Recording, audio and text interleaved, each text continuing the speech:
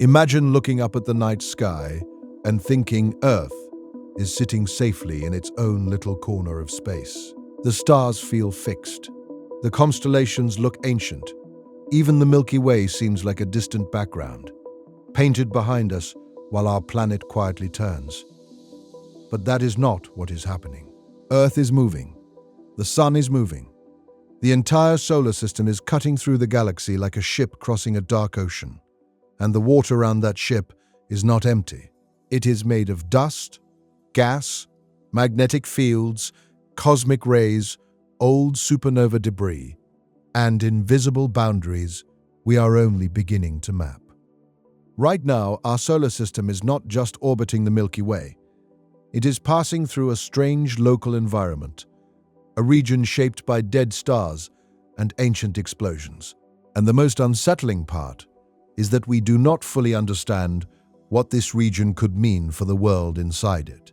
Before we begin, if you enjoy calm journeys through space, time, and the hidden forces around us, subscribe to the channel, leave a like, and write a comment telling us where you are watching from and what time it is for you right now.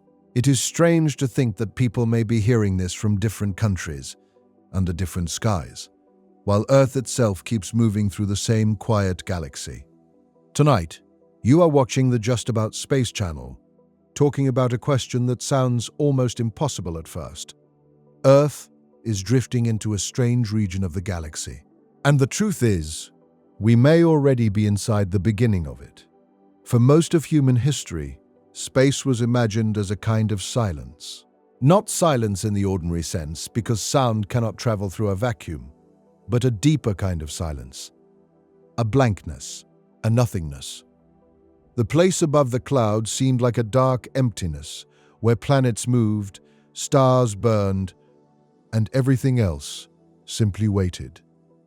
That picture is comforting, because it makes the solar system feel isolated. Earth has its atmosphere. The moon circles Earth. Earth circles the sun holds the planets, asteroids, comets, and icy bodies together. Beyond Neptune, there is the Kuiper Belt. Farther out, perhaps a vast shell of comets surrounds us in the darkness. After that, the mind often imagines empty black space until the next star. But interstellar space is not empty. Between the stars there is material so thin that it makes the best vacuum on Earth look crowded by comparison. Yet across the scale of a solar system, a light year, or a galactic arm, that material matters. Hydrogen atoms drift there.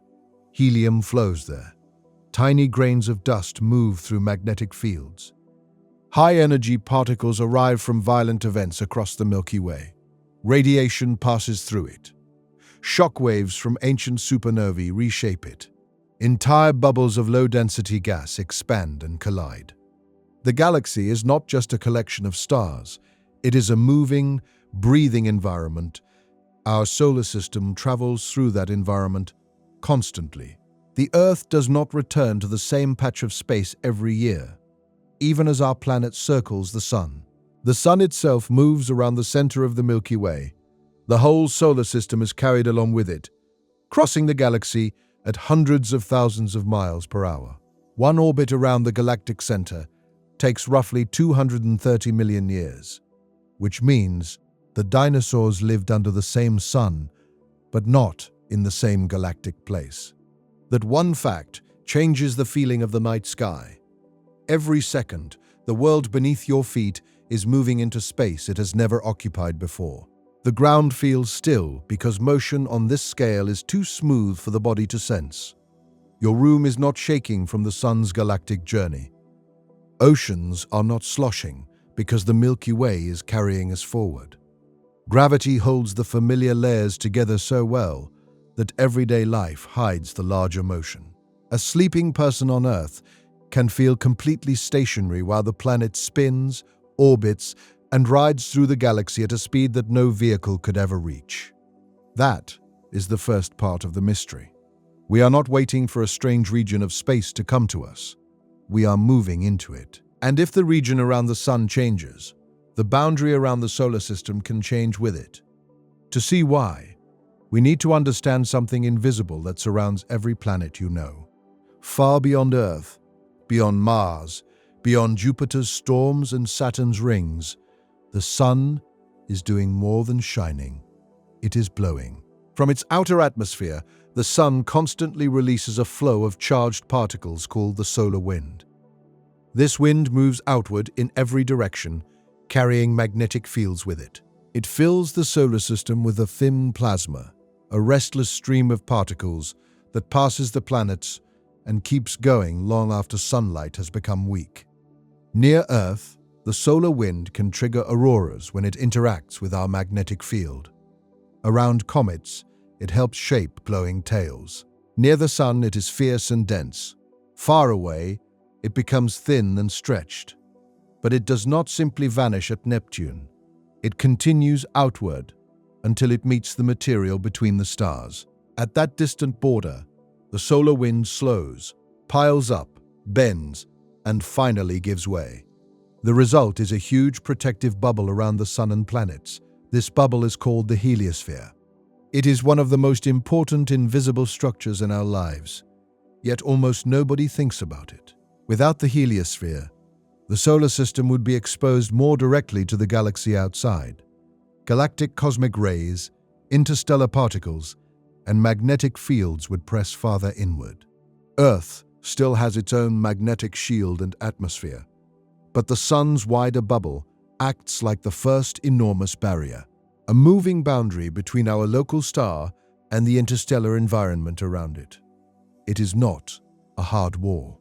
No spacecraft would crash into it. There is no shining shell in the dark.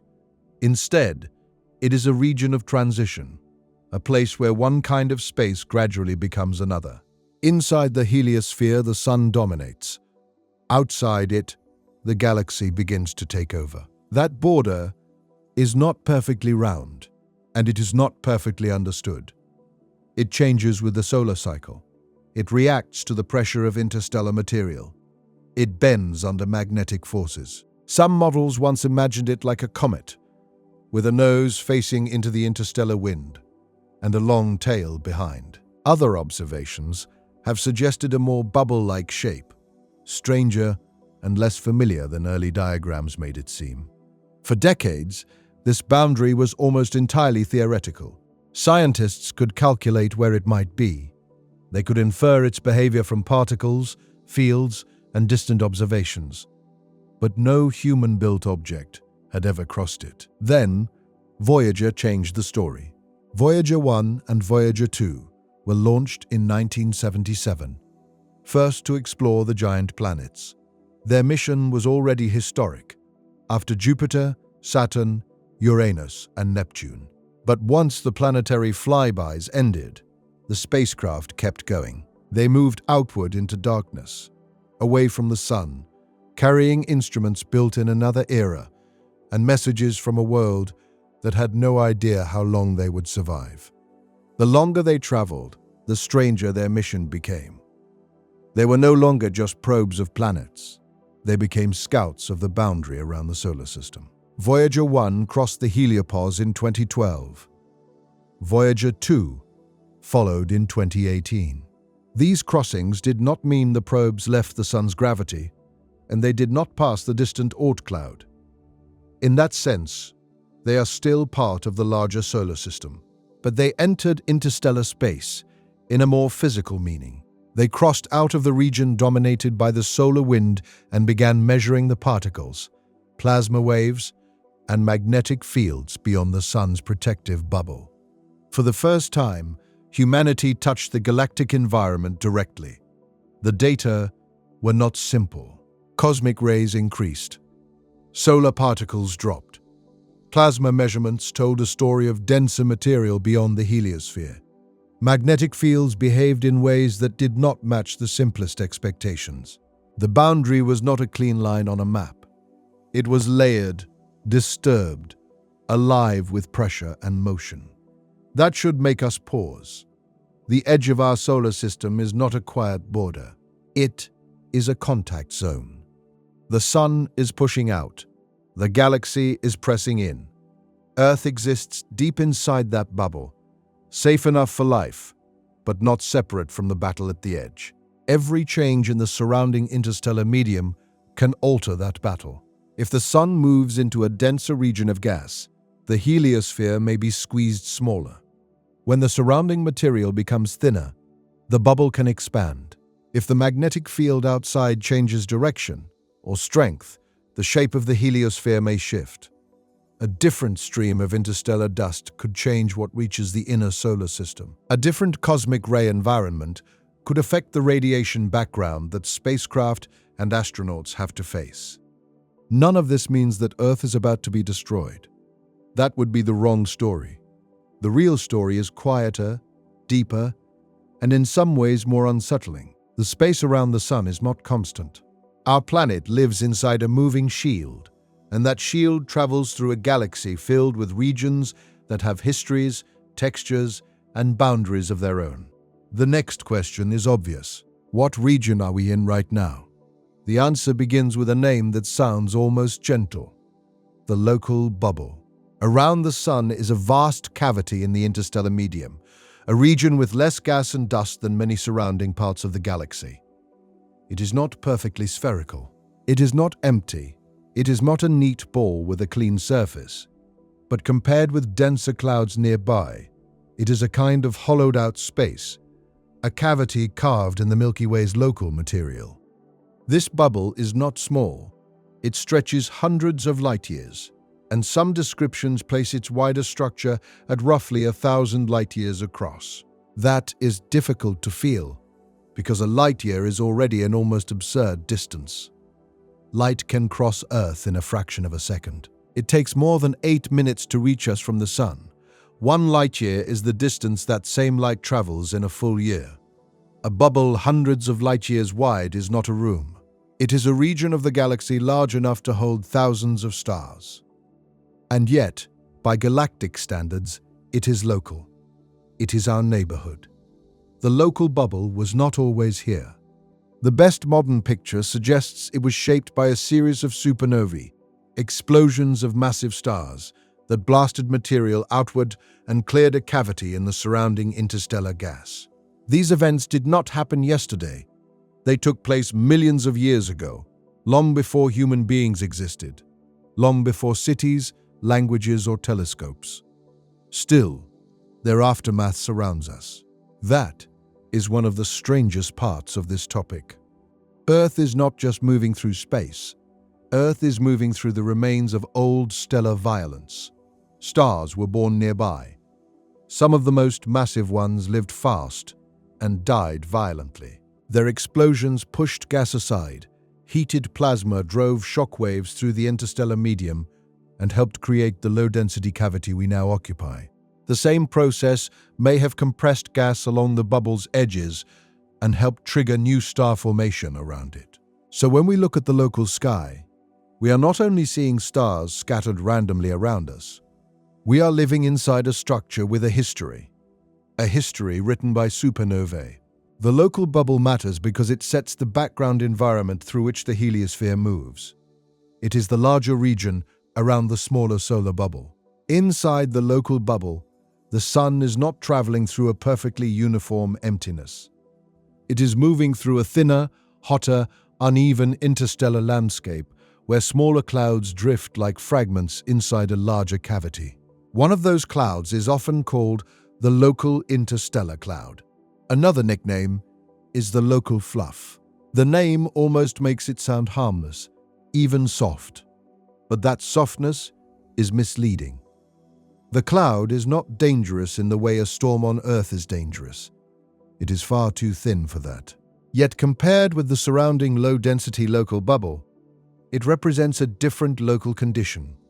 It has its own temperature, density, velocity, magnetic field, and mixture of atoms. The solar system is believed to be moving through this kind of nearby interstellar material.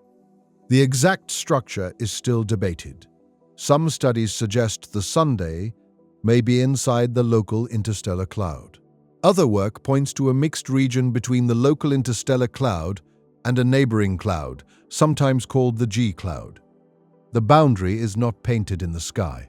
It has to be inferred from measurements of interstellar atoms, absorption lines in starlight, spacecraft data, and models of how nearby gas flows. That uncertainty is important. It means the strange region is not just a dramatic phrase. It is a real scientific problem. The Sun's immediate galactic environment is messy, thin, moving, and difficult to map. Compared with the planets, it is enormous. Compared with the entire Milky Way, it is tiny. For telescopes, it is awkward because it surrounds us. We are not looking at it from outside. We are embedded inside it. Trying to understand local interstellar space is a little like trying to map fog while standing in the fog. Light from nearby stars passes through the material around us, and that light carries clues. Certain atoms absorb certain wavelengths. By measuring those absorption lines, astronomers can estimate what kinds of gas lie between us and different stars. Spacecraft can measure neutral atoms that drift into the solar system. Instruments can detect energetic neutral atoms created near the heliosphere's boundary. Each method sees a different piece of the same invisible landscape. Put together, the picture looks less like a clean bubble and more like a shredded cosmic weather system. There are clouds within cavities, flows within clouds, magnetic fields draped around the heliosphere, dust grains crossing into the solar system, radiation arriving from beyond the sun. The Earth is not entering a glowing wall or a science fiction portal. It is moving through a changing galactic environment whose boundaries may shape the heliosphere in ways we still cannot predict with confidence. That makes the title feel different. Earth is drifting into a strange region of the galaxy, not because there is one sudden line ahead of us, but because our whole solar system is part of a long passage through complex local space. We are inside a cavity carved by ancient explosions, surrounded by moving clouds, and protected by a solar bubble that breathes with the sun and reacts to the galaxy outside. To understand how strange this is, imagine the solar system as a ship. The sun is the engine and the lighthouse.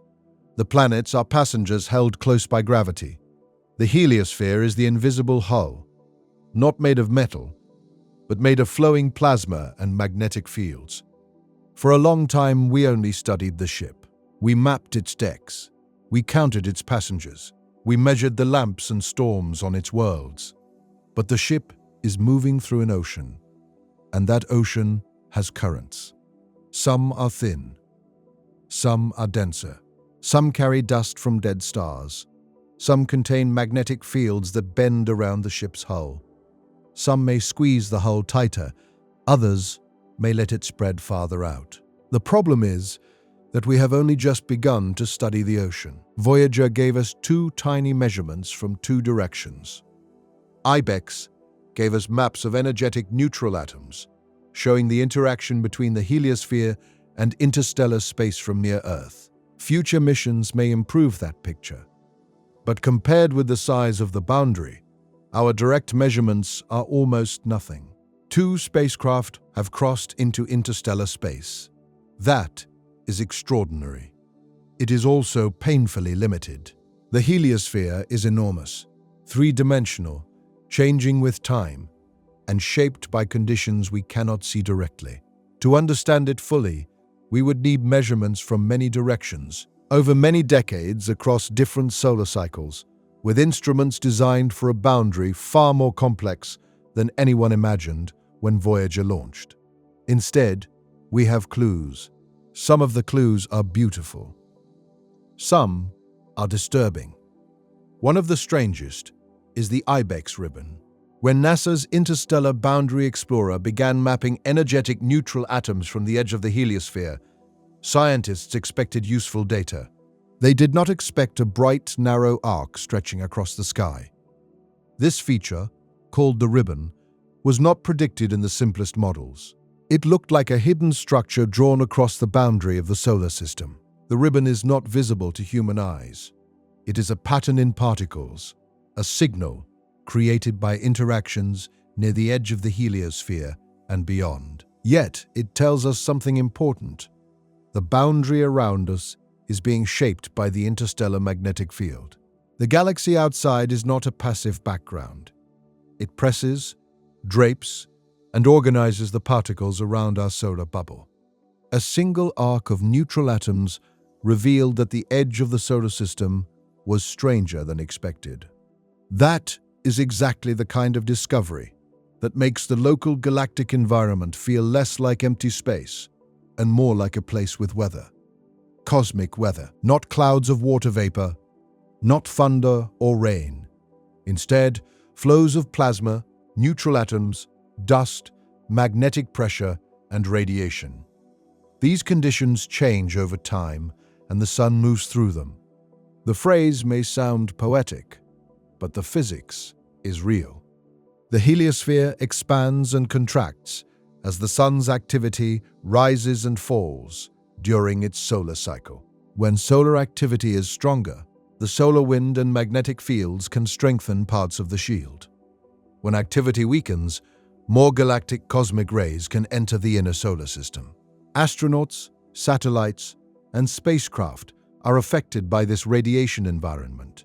The galaxy outside adds another layer. If the surrounding interstellar medium changes, the heliosphere does not respond like a stone. It responds like a pressure bubble. A denser region could compress it. A different magnetic field could change its shape.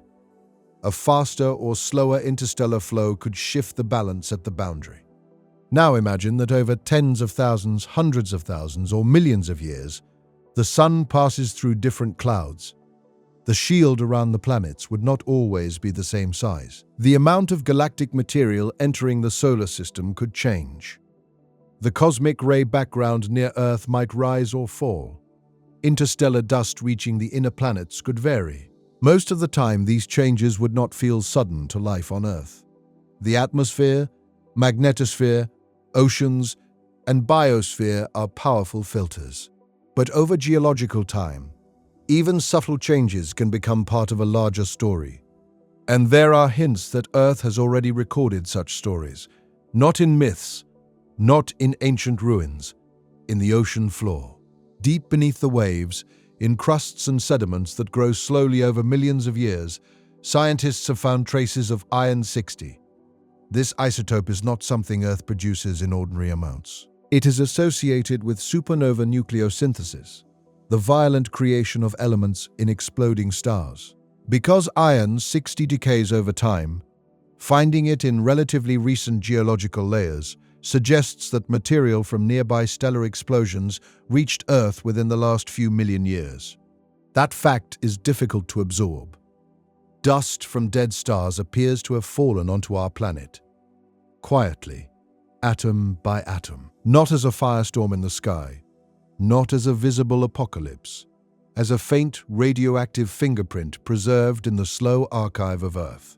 Some signals point to nearby supernova activity around 2 to 3 million years ago, with possible older signals as well. Researchers debate the details: which stars exploded, how far away they were, how the dust traveled, how the heliosphere filtered it, and what effects, if any, reached Earth's climate or biosphere.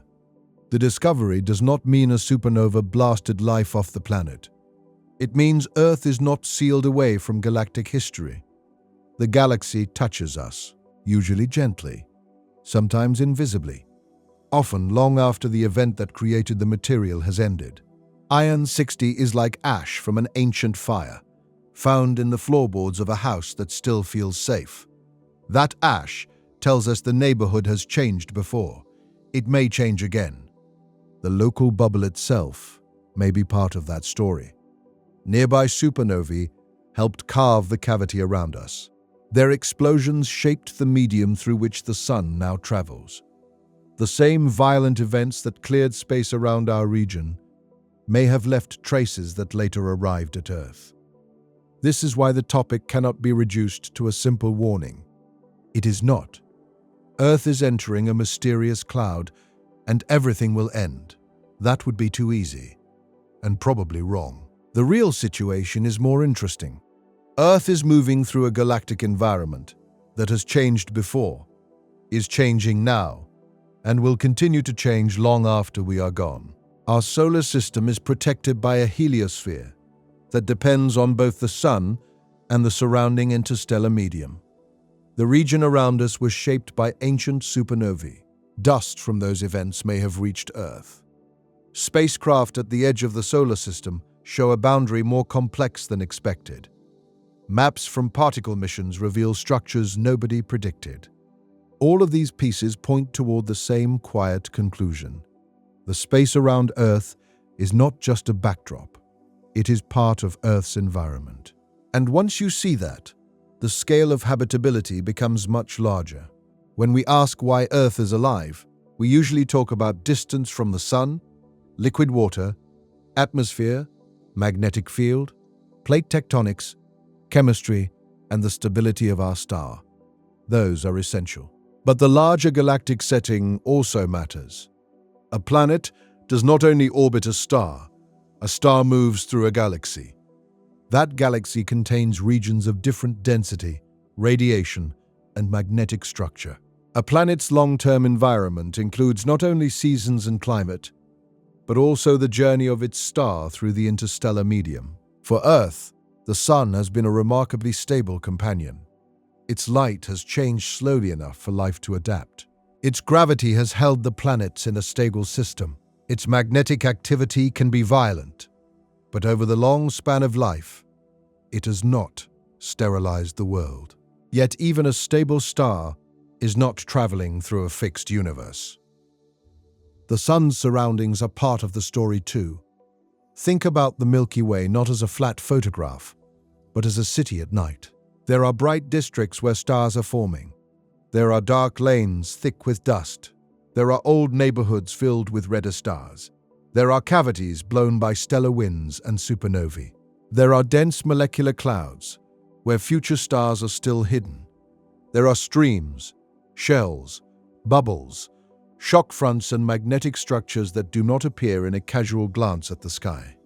The solar system is not in the center of the galaxy. It is not near the most violent regions. It lives in the Orion Arm, or Orion Spur, between larger spiral arms.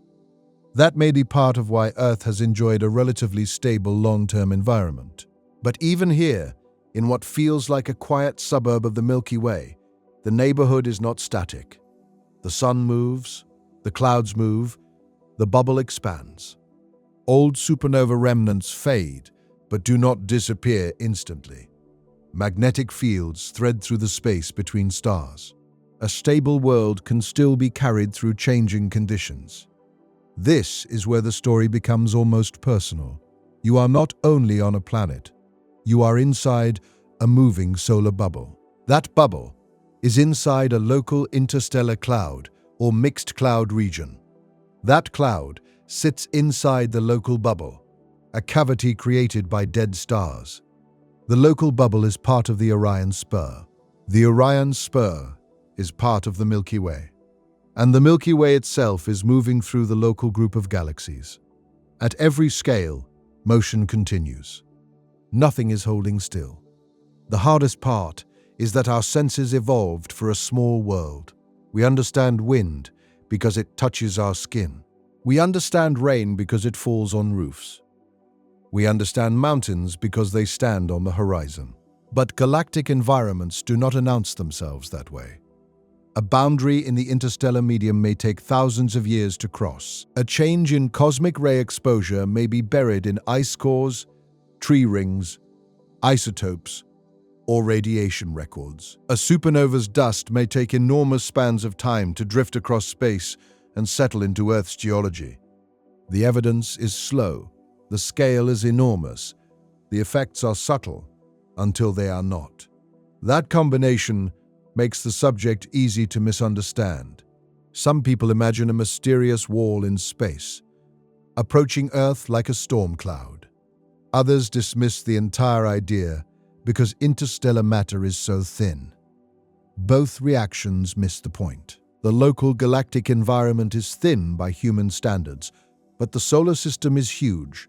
The timescales are long, and the heliosphere is sensitive to pressure balances that do not require dense air. A few atoms per cubic centimeter, or far less, can matter when spread across astronomical distances and interacting with magnetic fields and plasma. In space, small densities can become large realities. The heliosphere exists because of that. The solar wind is thin too, yet it shapes a bubble billions of miles across. Interstellar gas is thin, but it can stop that wind.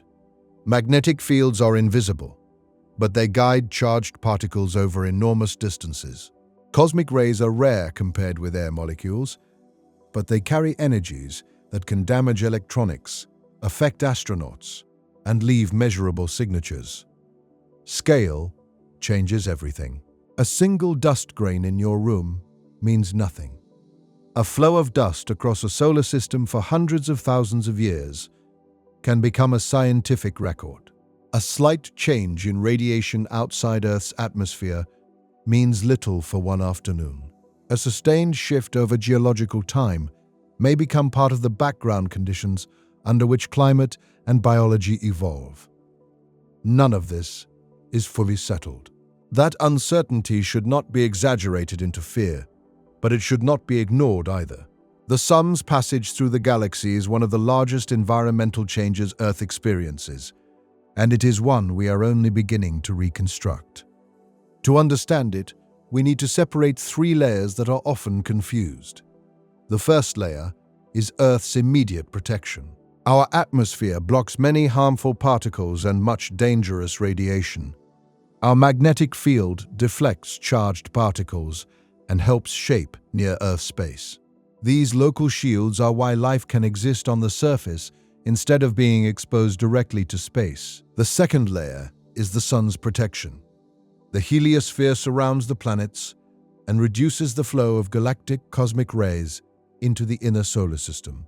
It does not block everything, and it changes with solar activity, but it is a major part of the radiation environment around Earth. The third layer is the galaxy's environment around the sun. This includes the density, temperature, velocity, ionization, dust content, and magnetic field of the local interstellar medium. That outer environment helps define the shape and size of the heliosphere. These layers do not work separately. They interact. When the sun is more active, the heliosphere changes. When the interstellar medium outside is different, the heliosphere can respond. When cosmic ray levels vary, Earth's atmosphere and magnetic field determine how much reaches lower altitudes. Each shield is nested inside another. A change outside does not automatically reach the ground, but it can alter the chain. This nested protection is one reason Earth has survived cosmic changes that would sound alarming if described without context. The galaxy is full of radiation sources, but Earth is not naked. The solar system moves through interstellar material, but the planets are not plowing through gas like cars through water. Nearby supernovae may have dusted Earth with isotopes, but life continued and evolved. The story is not one of constant disaster. It is one of connection. The galaxy is connected to the solar system. The solar system is connected to Earth.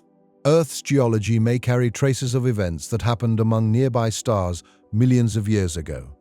That connection becomes clearer when we think about cosmic rays. Cosmic rays are high-energy particles, mostly protons and atomic nuclei, that travel through space at nearly the speed of light. Many come from outside the solar system.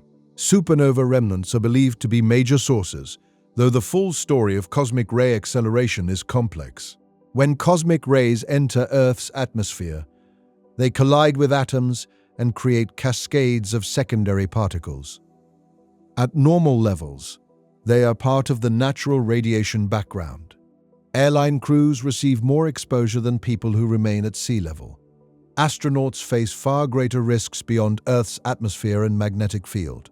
Spacecraft electronics must be hardened against radiation. The heliosphere helps modulate how many galactic cosmic rays reach the inner solar system, especially over the solar cycle. A compressed heliosphere could allow more cosmic rays inward. A stronger solar wind could help hold some back. Different interstellar conditions could alter the balance. For human civilization, these questions matter for spaceflight. If people are going to live beyond Earth's protective atmosphere, the radiation environment is not an abstract detail. It is one of the central barriers to long-duration missions. Understanding the heliosphere is part of understanding how dangerous deep space really is. For Earth's deep past, cosmic rays raise even bigger questions. Could changes in galactic cosmic ray exposure influence atmospheric chemistry? Could nearby supernovae affect ozone, clouds, climate, or mutation rates? How strong would such effects need to be? What evidence would remain after millions of years? Scientists debate these questions carefully because they are difficult. Earth's climate system is complicated. Biology is complicated. Geological records are incomplete. A signal from space can be mixed with volcanic activity, continental drift, orbital cycles, ocean circulation, and countless other factors. Still, the possibility matters. Earth's environment may be partly shaped by where the solar system travels. That idea turns the galaxy into a participant in Earth's history. Not the only participant, not a simple master switch, but a background force whose changes may leave marks over long timescales. The deeper we look, the harder it becomes to draw a clean line between Earth science and astronomy. The iron in your blood was made in stars. The oxygen you breathe was forged by earlier generations of stellar evolution. The carbon in living things came from cosmic processes long before Earth formed. Those facts are familiar now, almost poetic. But the connection did not end when the solar system formed. Space keeps delivering particles, radiation, and dust. Earth's story remains open to the galaxy around it. Even the emptiness between stars can become part of a planet's fate. This is why the region ahead of the Sun matters.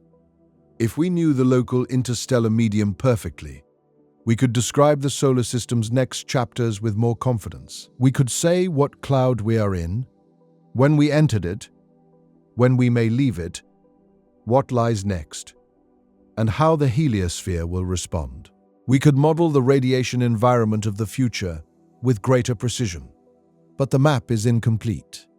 Nearby interstellar space is one of those strange scientific frontiers that is close in distance, but difficult in practice. The nearest star system, Alpha Centauri, is just over 4 light-years away. Yet the gas between here and there is not easy to sample. We cannot send probes in every direction. We cannot step outside the heliosphere with a fleet of instruments. Most of the time, we must infer invisible structures from faint signals. Absorption lines in starlight help reveal gas clouds. Energetic neutral atoms help map interactions at the heliosphere. Voyager probes offer direct measurements along 2 paths. Dust detectors, cosmic ray instruments, ultraviolet observations, X-ray maps, and models of stellar motions all add pieces. No single method gives the whole shape. Together, they suggest a local environment filled with boundaries and transitions. One of the most intriguing ideas is that the someday may be near the edge of the cloud around it, or moving through a mixture of nearby cloud material rather than sitting comfortably in one uniform region. If that is true, the solar system's immediate environment could be more complicated than the phrase local interstellar cloud suggests. A cloud boundary in space is not like a wall. It may be ragged. It may contain gradients rather than sharp lines. It may shift as clouds interact. It may be shaped by magnetic fields and past shockwaves. Passing through such a boundary could take thousands of years, perhaps far longer depending on the structure. From a human perspective, that is almost eternal. From a geological perspective, it is a brief transition.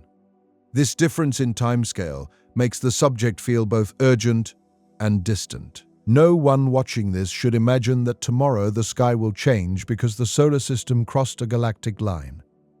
But if we are trying to understand Earth's long-term future, or the history of life, or the true nature of our solar neighborhood, then the Sun's passage through local interstellar structures becomes deeply important. The strangest region of the galaxy may not be far away. It may be all around us, and we may not recognize it because it is too thin to see, too large to feel, and too slow to fit into ordinary time. There is another reason this mystery is so hard to grasp. Space does not have weather reports. On Earth, if a storm is approaching, satellites can watch it form. Radar can track rain. Buoys measure waves. Thermometers record fronts. Pilots receive warnings. Cities prepare. For the solar system's galactic journey, our instruments are much more limited. We have no complete forecast of the interstellar medium ahead. We do not have probes positioned light years in front of the Sun, measuring the density and magnetic field of the next cloud. We cannot send a spacecraft far enough, fast enough, to sample the whole region before the Sun reaches it. Instead, astronomers build the forecast from traces. The light of nearby stars tells us what lies between. The flow of neutral helium through the inner solar system tells us the direction and temperature of material entering from outside. Voyager measurements reveal conditions just beyond the heliopause. IBEX and other missions map particle emissions from the boundary. Computer models connect the data into possible shapes. Each clue is valuable. Each clue is incomplete. That is why the phrase, "we don't understand," has a real place here, as long as it is used carefully. Scientists understand many pieces: the Sun's motion, the existence of the heliosphere, the presence of local interstellar clouds, the local bubble's supernova origin, and the detection of interstellar material are not guesses. They are supported by observations. The unknown lies in the exact structure, timing, and consequences. How uniform is the material around the Sun? Are we inside the local interstellar cloud, at its edge, or in a mixing region? How will the heliosphere respond as the Sun moves into different local conditions? How much did past changes affect cosmic ray flux near Earth? What did nearby supernovae do to Earth's atmosphere and biosphere, if anything? Which signals in geological records truly came from space, and which belong to Earth itself? These are not small questions. They connect the smallest particles to the largest maps of our neighborhood. A single isotope in ocean crust can point to a supernova. A faint absorption line in a star's spectrum can reveal a local cloud. A tiny spacecraft beyond the planets can measure the pressure of interstellar space. A ribbon of neutral atoms across the sky can show the magnetic field draped around the heliosphere. The pattern is clear. The more precisely we study the space around us, the less empty it becomes. The solar system begins to look less like an isolated machine and more like a living boundary inside a galactic environment. That boundary has a front.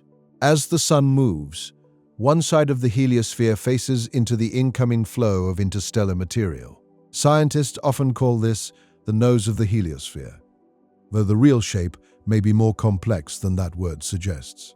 Behind the Sun's motion, there may be a tail or a wake, a region where the interaction stretches away downstream. The idea is familiar from motion through air or water, but the physics is different. There is no dense fluid here. The medium is plasma, neutral atoms, magnetic fields, and particles spread across enormous distances. Collisions are rare. Electromagnetic effects matter. Neutral atoms can pass through magnetic structures that charged particles cannot. The solar wind carries its own field outward, while the interstellar magnetic field shapes the outside. A diagram can make it look simple. Reality refuses to stay simple. Voyager 1 and Voyager 2 crossed the boundary in different directions and found differences. IBEX saw the ribbon. Cassini data added clues about the global shape. Models keep evolving because each new observation forces a better picture. This is how science works at a frontier. The first map is almost always wrong. Not useless, not foolish, just incomplete. Early maps of the heliosphere gave scientists a starting point. Then, the real universe answered with complications. That should not be surprising. The boundary of a star moving through a galaxy is not expected to be neat once you consider all the forces involved. What is surprising is how recently we began seeing the details. For most of human history, the heliosphere was unknown. Even in the space age, it remained mostly a theoretical outer shell. Only now, with a handful of spacecraft and decades of patient measurement, are we beginning to treat it as a real, changing structure. And Earth is inside it. Every satellite, every astronaut, every radio signal to deep space, every planet we hope to explore exists inside that structure. The heliosphere is not only a scientific curiosity, it is the outer space environment of our civilization. If humanity ever becomes a truly spacefaring species, we will have to understand this bubble the way sailors once learned oceans and winds. The solar wind will not just be a phenomenon, it will be weather. Radiation will not just be a hazard, it will be climate. Interstellar boundaries will not just be distant abstractions, they will be the outer geography of our home system. For now, we are still at the beginning. Our maps of Mars are better than our maps of the heliosphere. Our images of distant galaxies can be more visually satisfying than our knowledge of the invisible clouds surrounding the sun. A telescope can see light from billions of years ago, yet the medium just outside our solar bubble remains difficult to define. That contrast is almost absurd. The universe can be easier to observe far away than right next door. Part of the reason is that nearby diffuse material does not shine brightly. It is not a planet with a surface. It is not a star with a disk. It is thin gas and dust spread around us, often detected by what it does to other light, rather than by light of its own. Another reason is perspective. When you are inside something, its shape is harder to see. A person inside a cloud cannot easily draw the cloud's outline. A fish inside a current may feel the flow, but not see the river. The sun, inside local interstellar material, can measure pieces of its surroundings, but the full three-dimensional structure must be reconstructed indirectly. That reconstruction is improving. Gaia has transformed our knowledge of nearby stars, their positions and motions. Better maps of dust reveal cavities and shells. X-ray and ultraviolet observations help trace hot gas. Measurements from the heliosphere's boundary connect local interstellar conditions to the sun's bubble. As data improves, the local galaxy becomes less like a blank background and more like a layered landscape. Still, important questions remain open. One of them is deceptively simple. When did we enter our current local cloud? Another is more unsettling. What comes next? Depending on the model, the Sunday may leave the current local cloud on astronomical timescales that are short compared with the age of Earth, but long compared with civilization. The next environment may be similar. It may be denser, it may be more rarefied, it may have a different magnetic field. The exact answer depends on the true layout of nearby clouds and the sun's path through them. This is where speculation can become tempting.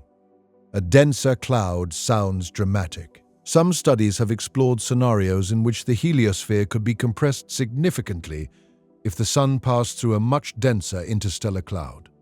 In extreme cases, the protective bubble might shrink closer to the planets, changing exposure to galactic material. Such events are not everyday conditions, and the strongest versions may belong to past or future passages through clouds very different from our current one. Handled carefully, these ideas are scientifically interesting. Handled badly, they become fear stories. The right question is not, will a space cloud destroy Earth? The better question is, how does the galactic environment influence the protective bubble around the Sun? And what evidence can Earth preserve when that environment changes? That question is harder.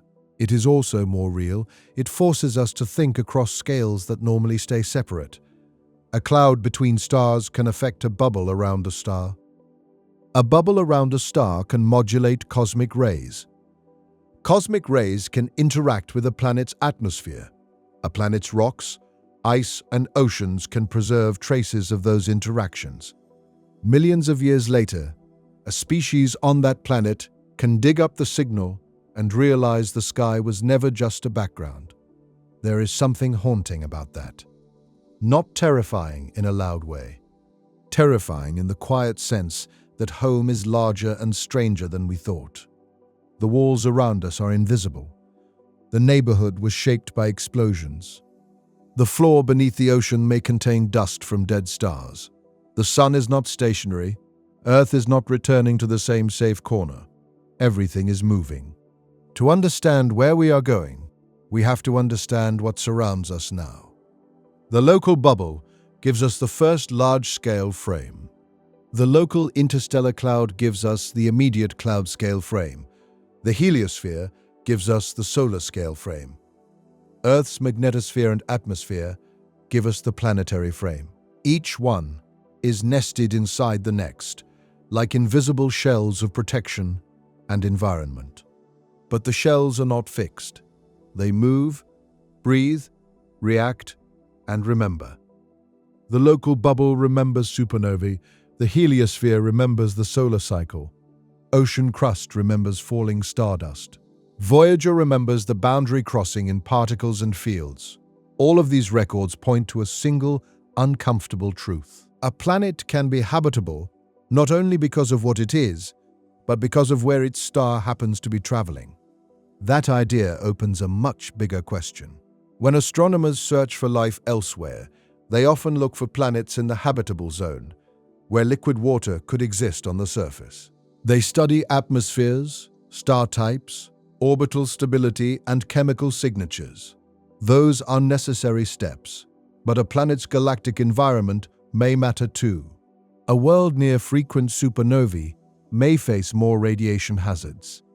A planet whose star passes through dense clouds could experience a different heliospheric environment.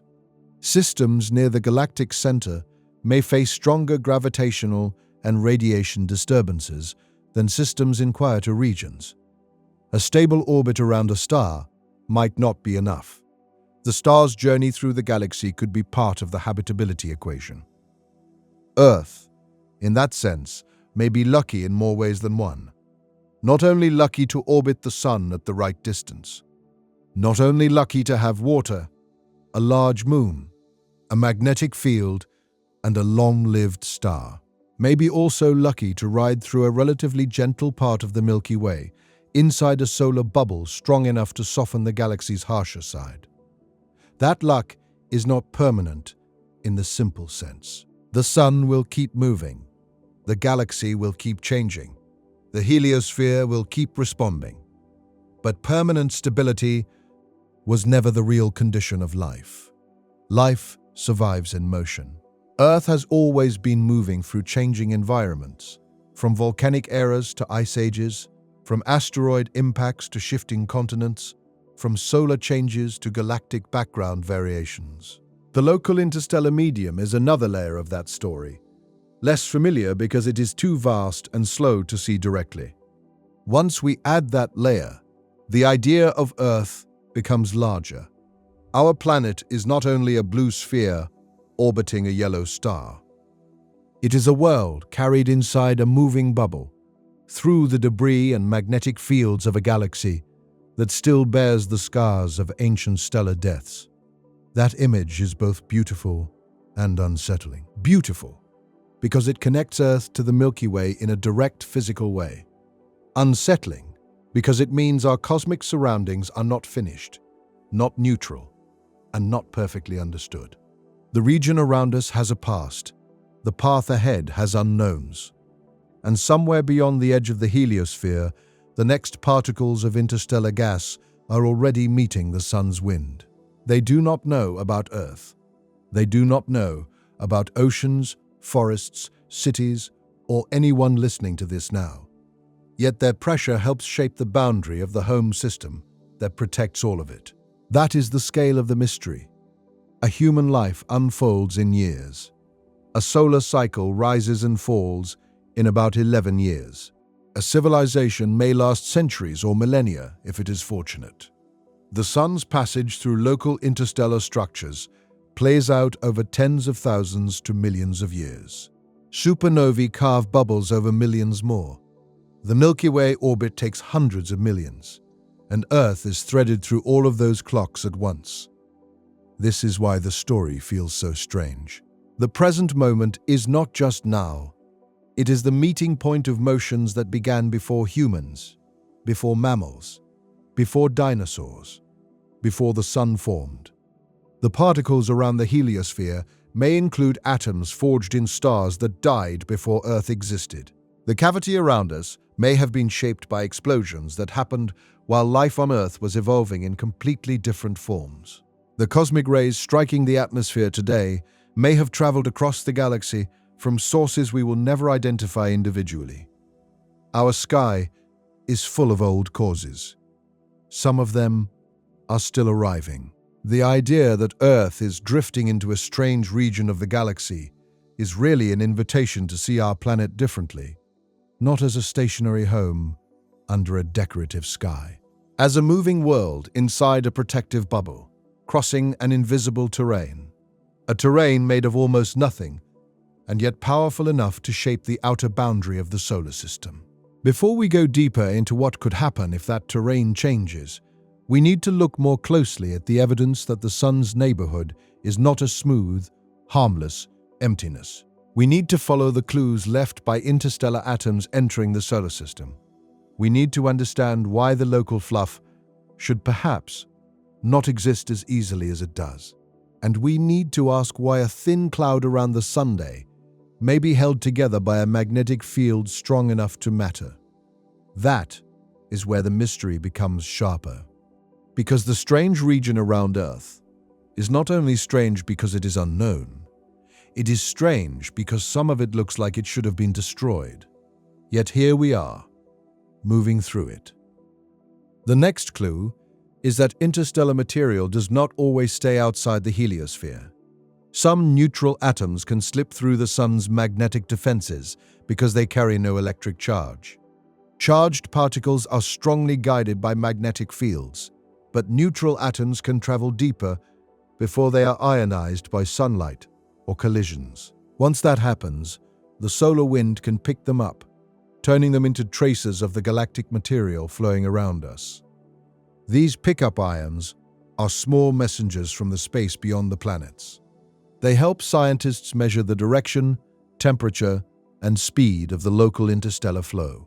Instead of looking only at distant stars, researchers can study atoms that actually enter the solar system. That makes the inner heliosphere a kind of detector, a place where the galaxy outside leaves fingerprints inside the sun's domain. Helium is especially useful because it is less easily disturbed than hydrogen. It flows through the heliosphere in a way that can preserve information about the local interstellar medium. By measuring this flow, missions such as Ulysses, IBEX, and others have helped refine the picture of what surrounds the sun. The result is not a simple wind blowing from one neat cloud. Measurements suggest motion, temperature, and structure that may involve interaction between nearby cloudlets. The local material is warm, thin, partially ionized, and magnetized. It is not dense like a nebula in a colorful telescope image, yet it has enough substance to define the boundary conditions of the heliosphere. That phrase, boundary conditions, sounds technical, but it is one of the most important phrases in this entire story. The heliosphere is not created by the sun alone. It is created by the sun pushing outward against whatever the galaxy places around it. Change the outside, and the same sun can produce a different bubble. A swimmer does not make the same wake in still water, in a river current, and in heavy surf. The Sun is the same star, but the surrounding medium matters. This is why scientists care about the local cloud, even though it is incredibly thin. It is not important because it is massive like a planet or bright like a star. It is important because it is the material pressing against the outermost shield of the solar system. Every model of our cosmic protection begins there. How dense is the gas? How much of it is neutral? How strong is the magnetic field? Which direction is the flow coming from? How turbulent is the surrounding region? Does the Sun sit inside one cloud, at a cloud edge, or inside a blend of material from more than one nearby cloud? Answering those questions is not just bookkeeping. It decides how we understand the size, shape, and future behavior of the heliosphere. This is also where the title becomes more than a dramatic line. A strange region of the galaxy does not need to be visually spectacular to matter. It can be almost invisible. It can be so diffuse that a human body would never feel it. But if it surrounds the Sun across billions of miles, and if the Sun's protective bubble is balanced against it, then that faint region becomes part of Earth's long-range environment. The unsettling part is not that disaster is certain. The unsettling part is that the boundary between Earth and the galaxy is more complicated than the simple phrase, outer space, ever suggested. The Sun is not carrying us through a vacuum that has no memory. It is carrying us through material with an origin, a history, and a structure. Some of that material may be held together by magnetic forces after nearby supernovae should have torn the region apart. Some of it may come from the edges of larger bubbles. Some may be mixed from neighboring clouds. Some may contain dust grains that once formed in dying stars. All of it is thin. None of it is meaningless. By the time we zoom out to the scale of the Milky Way, this becomes one more reminder that our home is layered inside forces we rarely notice. Earth is protected, but not isolated. The solar system is familiar, but not sealed. The galaxy is distant in our imagination, but physically present at the edge of the Sun's wind. That edge is where the next part of the story has to go. Because once we know that our solar system is moving through a real, structured interstellar environment, the next question becomes much more serious. What happens when that environment changes? Could a denser cloud shrink the heliosphere? Could more cosmic rays reach the inner solar system? Could Earth's climate, atmosphere, or biology carry traces of past passages through different galactic regions? Most importantly, how much of this has already happened before without anyone here to see it? To answer that, we have to leave the comfortable image of Earth under a fixed sky and follow the Sun through the invisible geography ahead. The galaxy is not waiting. The solar system is still drifting. And somewhere in the darkness beyond the heliopause, the next boundary is already there. That boundary is not a wall, and it will not announce itself with a flash of light. If the Sun reaches a different patch of interstellar material, nothing on Earth would suddenly look different at sunrise. The oceans would not lift toward the sky. The constellations would not rearrange overnight. No blue curtain would appear at the edge of the solar system. The first signs would be quiet, indirect, and almost impossible to understand, without instruments built for a question most people never ask. What is touching our solar system from the outside? A planet feels solid because its ground is under your feet. A solar system feels stable because its planets return to the same places again and again. Yet the larger environment around those orbits is not fixed. Around the Sun there is a moving boundary, a pressure balance, shaped by the solar wind from within and the interstellar medium from without. If one side of that balance changes, the whole structure responds. This is the point where the story becomes more serious. Earlier, we followed Earth outward through orbit, through the solar wind, through the heliopause, and into the faint local material around the Sun. Now the question is no longer whether the galaxy touches us. It does.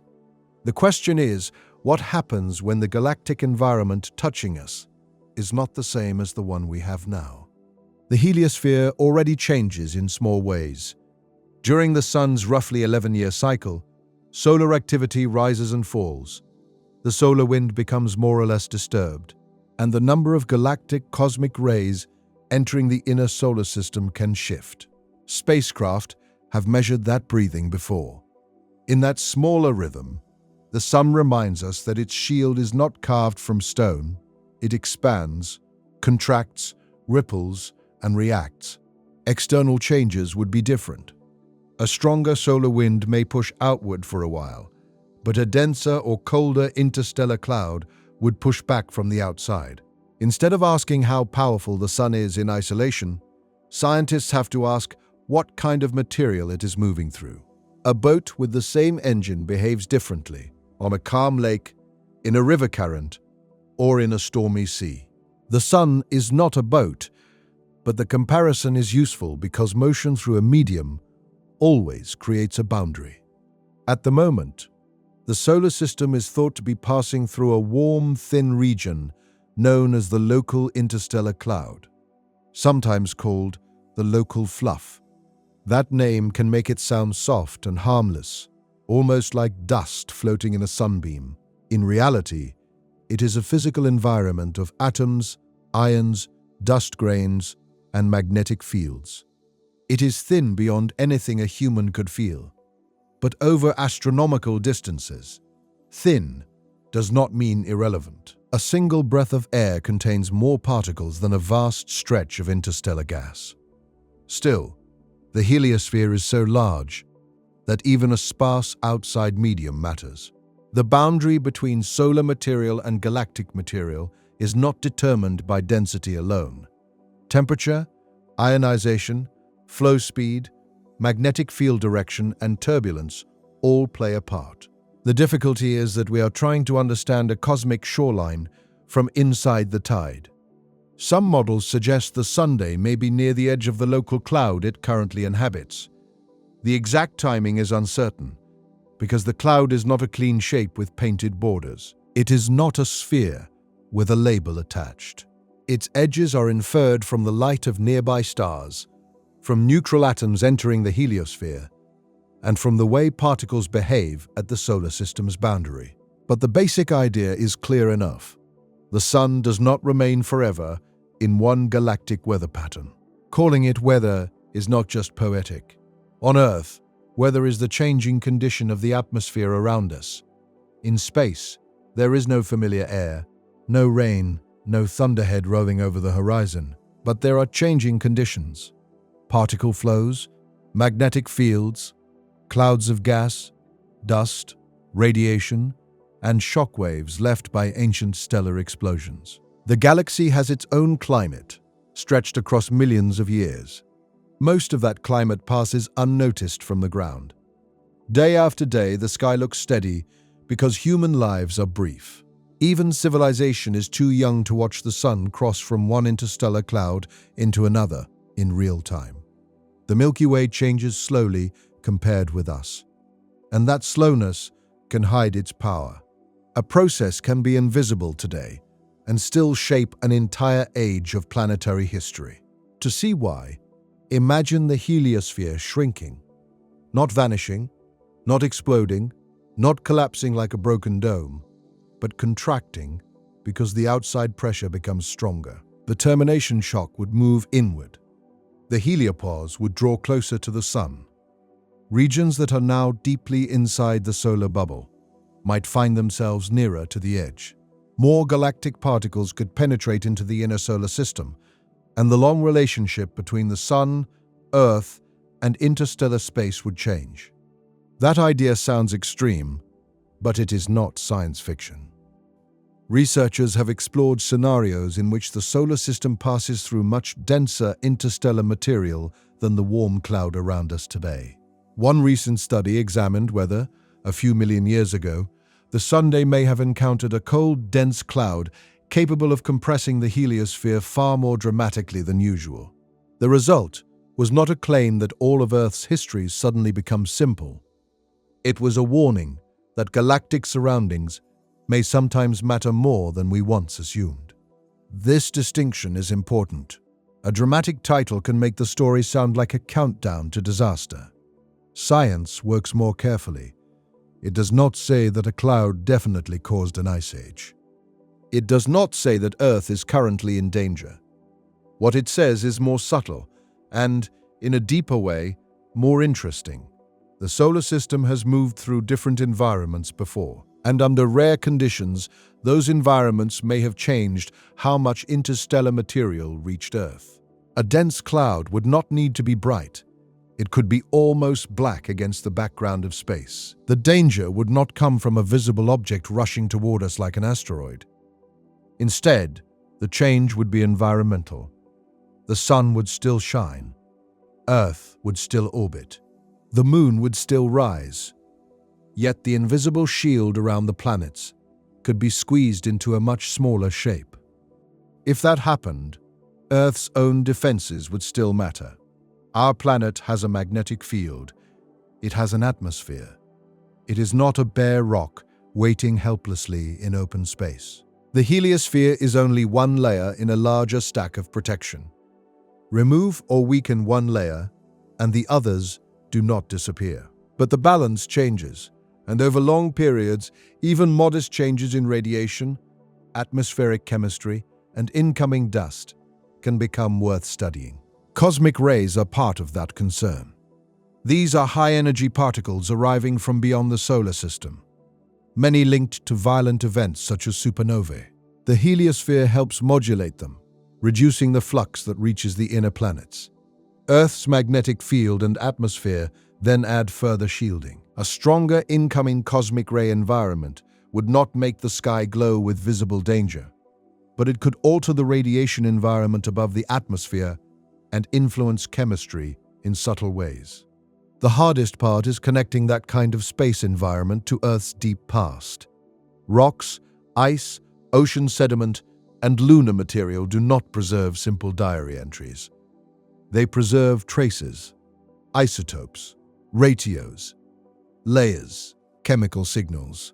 To read them, scientists have to separate local geology from global change, volcanic activity from cosmic input, climate cycles from external triggers, and coincidence from cause.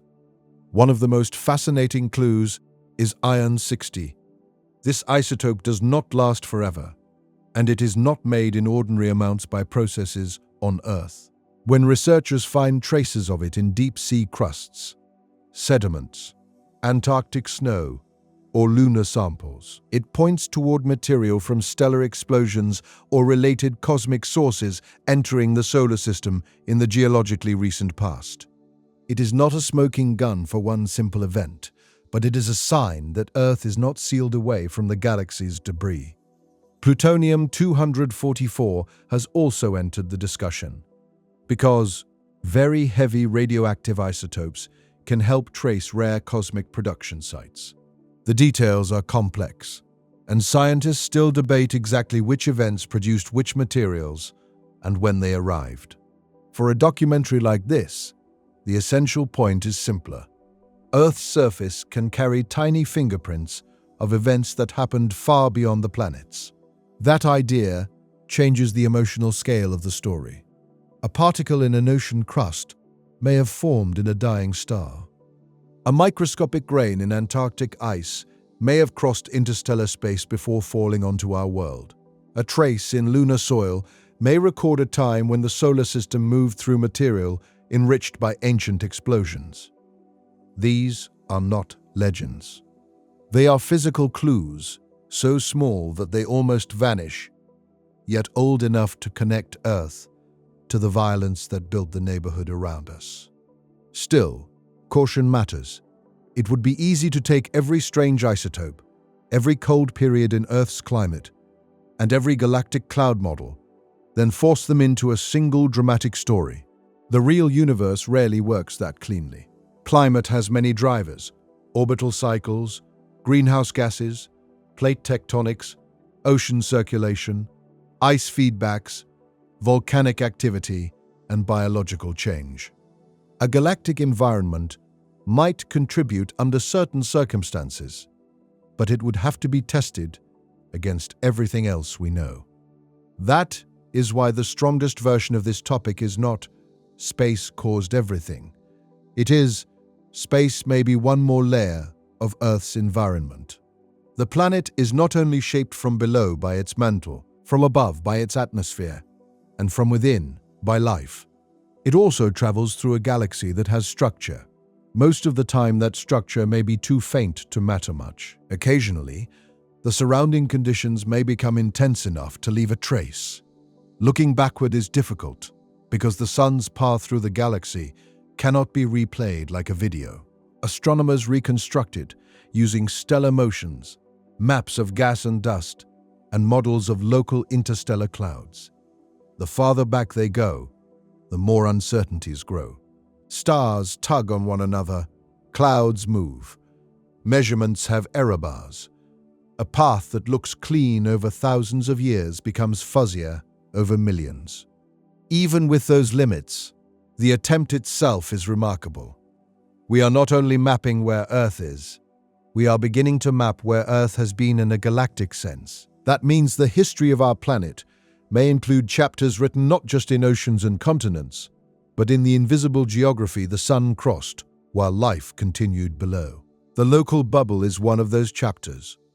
Around us lies a huge cavity in the interstellar medium, a region thought to have been carved by multiple supernovae over millions of years. Nearby young stars and star-forming regions appear connected to the expanding shell of this bubble. In other words, the space around the sun is not ordinary empty background. It is part of a large fossil of stellar death and rebirth. The word bubble can be misleading because it makes the structure sound smooth. A soap bubble has a neat surface. The local bubble is messier. It has walls, openings, uneven densities, hot plasma, cooler clouds, and connections to other cavities. The sun sits inside this complicated aftermath, moving through one of its local cloudlets, while the larger region carries the memory of ancient explosions. Those explosions matter because supernovae do two things at once. They destroy stars and they enrich space. Heavy elements are forged and scattered. Shock waves sweep material into shells. Regions of low density open up. Clouds can be compressed until new stars begin to form. A supernova is not only an ending. Across millions of years, it can become part of the machinery that builds the next generation of worlds.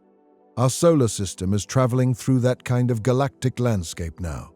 Not a landscape of mountains and rivers, but one of plasma cavities, cloud edges, magnetic fields, and ancient dust. The strangeness is that none of it looks dramatic from Earth. You can stand under a quiet night sky and feel no motion at all. Yet, the sun is carrying the planets through a region with a history older and larger than human imagination naturally handles. This is where the future becomes uncertain in a fascinating way. If the sun leaves the current local cloud, the heliosphere will adjust to whatever comes next. The change may be small. It may happen over thousands of years. The new environment may be similar enough that Earth would never notice in any direct way.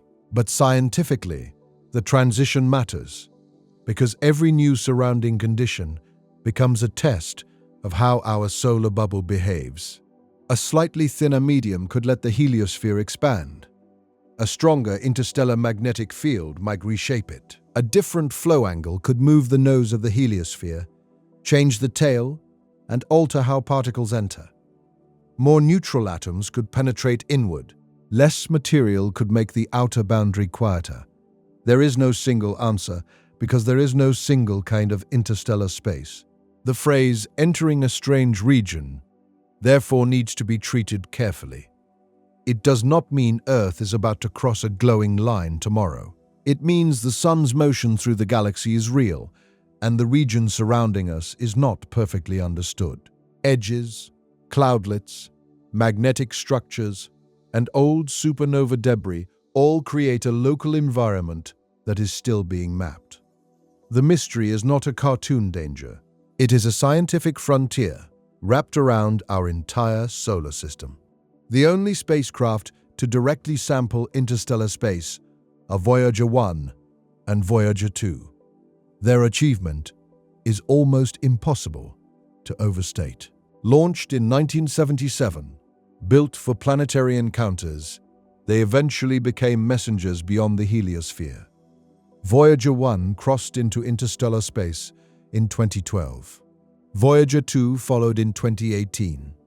Each crossing gave humanity a direct measurement from a place no instrument had ever reached before. But two spacecraft do not define an ocean. They are more like two needles pushed through different parts of an enormous moving boundary. Their data are precious exactly because they are rare.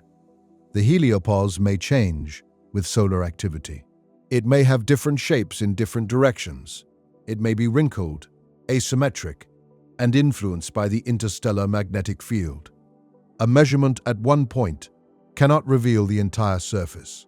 That is why missions such as IBEX changed the story.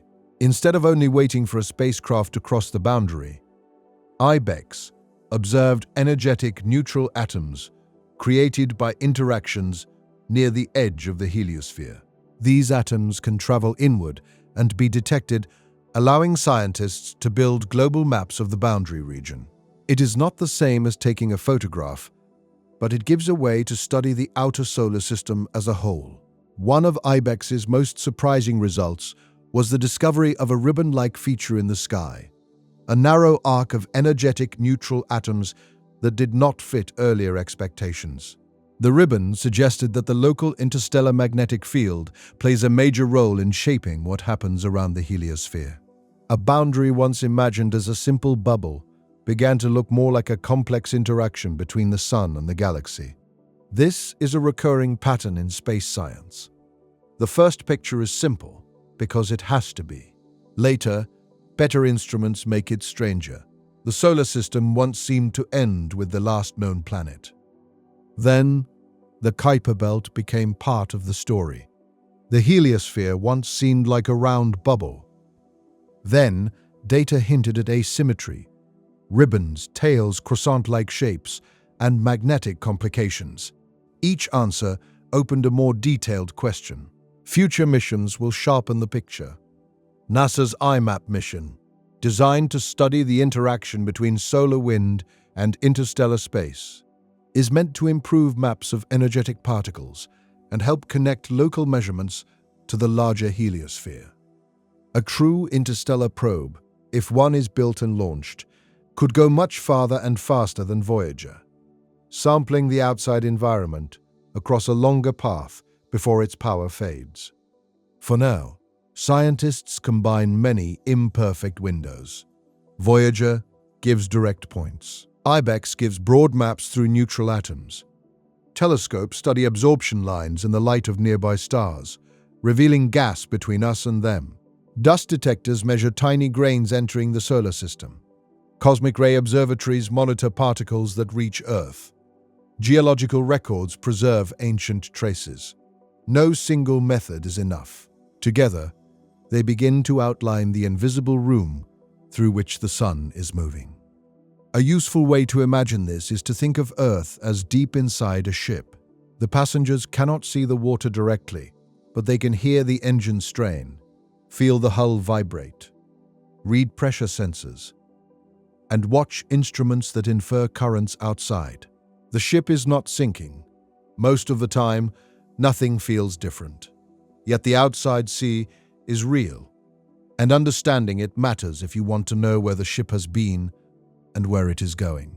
In this analogy, the sun is the engine and the hull is the heliosphere.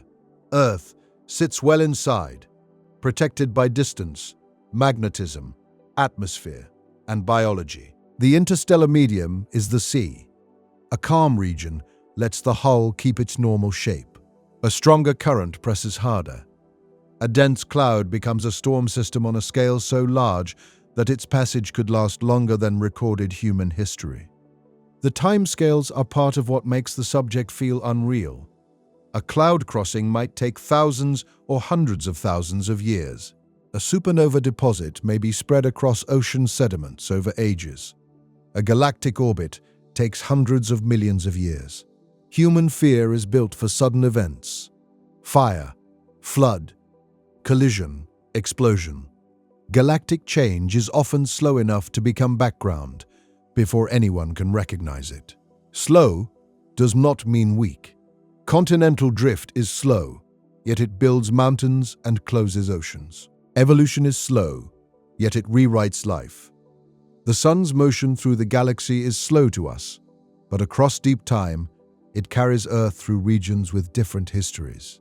If a boundary shifts for 10,000 years, that is invisible to a single human. To a climate system, a biosphere, or a geological record, it can still be meaningful. The frightening part is not that we have discovered an immediate threat. The frightening part is realizing how many layers separate ordinary experience from cosmic reality. A quiet day on Earth can happen inside a solar bubble, inside a local cloud, inside a supernova-carved cavity, inside a spiral galaxy, all while the entire system moves through invisible material. Stability exists, but it is nested inside motion. This nested structure also explains why the topic should not be reduced to panic. Earth has survived billions of years of galactic travel. Life has endured solar storms, asteroid impacts, climate swings, magnetic reversals, volcanic catastrophes, and changes in the sun itself. If interstellar environments sometimes influence the planet, they are part of a long story of resilience as well as vulnerability. The question is not whether every change destroys us. Most changes do not. The better question is, how many quiet influences have been missing from our picture? For a long time, Earth science could treat the galaxy as distant decoration. Astronomy could treat Earth as one small planet under a star. Now the border between those subjects is becoming more interesting. The galaxy may leave traces in Earth materials, and Earth may help reveal what the solar system encountered long ago. Consider the Moon. With no thick atmosphere, no weather, and no oceans, its surface can preserve implanted particles and dust in ways Earth cannot. Lunar samples are not only records of lunar history, they are archives of the space environment. Material from the sun, cosmic rays, micrometeorites, and interstellar dust can become part of that archive. Returning to the Moon is therefore not only about exploration. It is also about reading a long record written in silence. Earth's oceans offer another kind of archive. Deep-sea crusts grow slowly. Sediments accumulate layer by layer. Certain isotopes can become locked into those layers, creating a timeline. Antarctic ice provides yet another record. Younger and more delicate, but capable of preserving particles that reached our planet through the atmosphere. Each archive has problems, contamination risks, and interpretation challenges. Each also offers a way to ask whether something outside the solar system touched Earth at a specific time. Scientists have to be careful with the word touched. Interstellar material does not arrive like a hand pressing against a surface. It arrives as atoms, ions, dust grains, and radiation. It is filtered, deflected, slowed, ionized, and mixed. Some of it never reaches Earth. Some reaches the Moon more easily. Some becomes part of the atmosphere. Some settles into ice or sediment. The pathway from galactic cloud to geological layer is long and complicated. That complexity is exactly why the field is exciting. Simple stories are satisfying, but complex stories are often closer to reality. A dense cloud encounter, a spike in iron 60, a cold period on Earth, and a change in cosmic ray flux may be connected in some way, or some of them may be coincidental. The work is to test the connections without forcing them. Good science is not less interesting because it refuses to overclaim. It becomes more interesting because the unknown remains honest. From the point of view of a future civilization, our current era may look like the beginning of heliospheric archaeology. We are learning to excavate the solar system's surroundings. Instead of digging through soil, we dig through particle data, stellar maps, isotopic layers, and plasma waves. The artifacts are not tools or bones. They are boundary crossings, cosmic dust, and the faint signature of clouds no human has ever seen.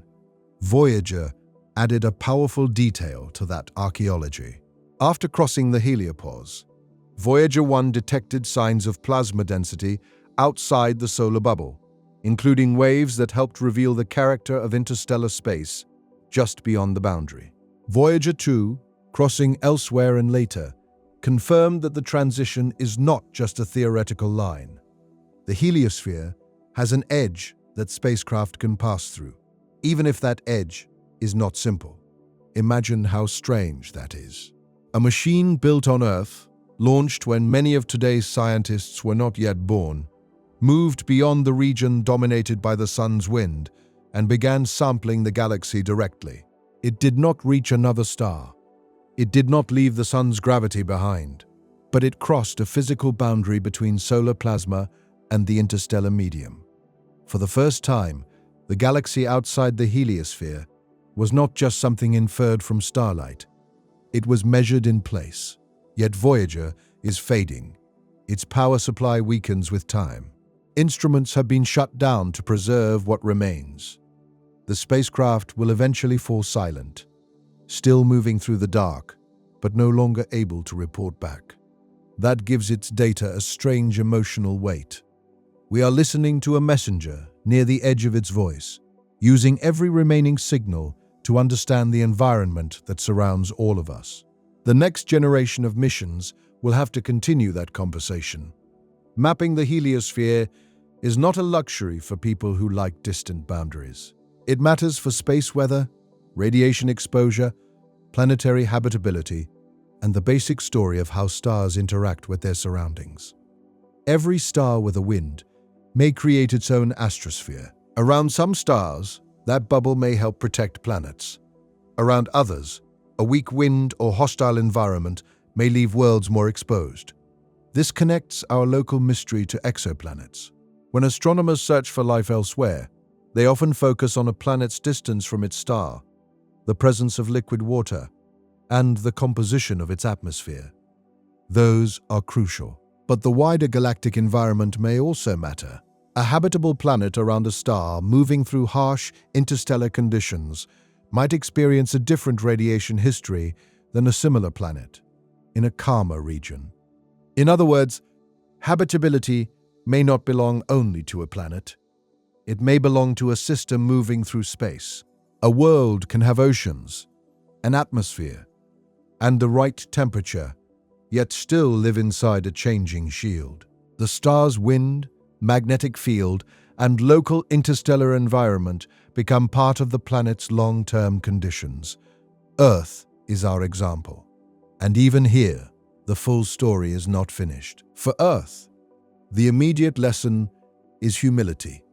Our home feels central because it is the only surface we know.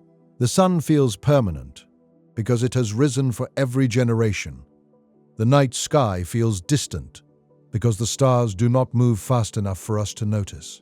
But the solar system is not at rest.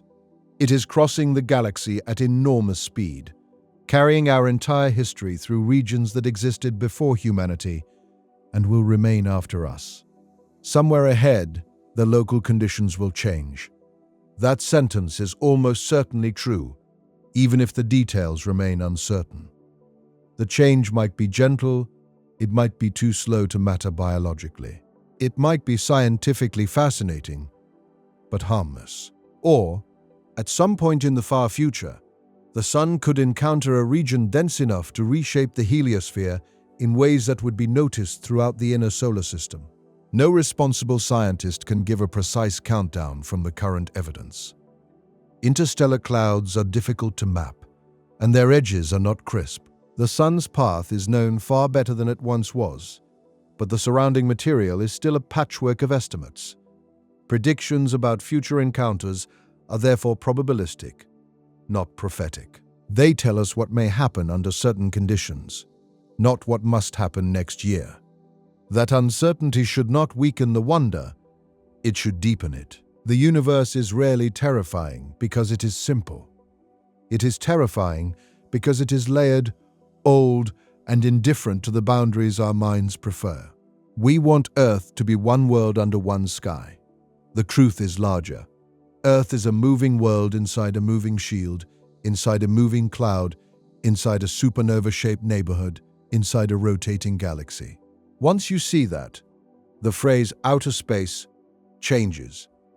It no longer means a blank area above the atmosphere. It becomes an environment with pressures, flows, histories, and borders. The empty dark between stars is not empty in an absolute sense. It contains the afterlife of stars, the beginnings of future stars, and the thin material that can shape the boundary around ours. The strange region of the galaxy is not strange because it is magical. It is strange because it breaks the simple picture of isolation. The solar system is not a sealed display case. It is more like a glowing ember carried through a vast, uneven fog. Most of the fog is too thin to matter in the way air matters on Earth. But the ember still has a boundary, and the fog still has structure. This is why the story reaches beyond one research paper, one spacecraft, or one map. It changes the way we think about home. Earth is not merely located in the galaxy. Earth is moving through the galaxy. The difference sounds small, but it is enormous. Location is static. Motion has consequences. A moving home has a past path and a future path.